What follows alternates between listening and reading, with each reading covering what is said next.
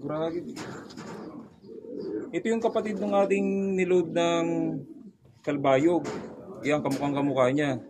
Yan, wala nang singsing. Ito ay nawala ng daraga. Grabe yung ipot, oh. Dikit na sa, ibig sabihin, hindi ito nagkakain, oh. Yan na, nabuhay lang siya sa daan, oh. Putik-putik. Tapos, tingin ko nahuli na to. Ayan. Tinalian ng ano? Tanse. Ulpa. Ito si 736. Kapatid nung ating niload ng kalbayo. Yun, hindi natin expect na makakawi pa to. Yung pakpak niya, kompleto. Ayan. Ang dumi. Durog na durog, oh. Payat na payat.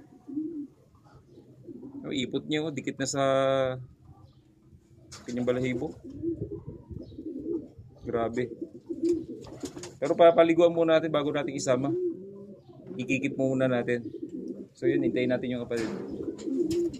At least pinatunayan niya na kaya niyang umuwi talaga ng ganong kalayo. Meron pa naman tayo next season. Lumbay na yung pakpak, oh.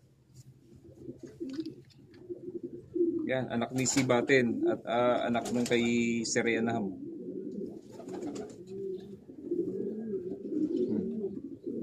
From Daraga. Daraga Albay. Yan, hindi na siya naload ng Matnog. Ngayon na siya umuwi. Pauwian ng Kalbayog.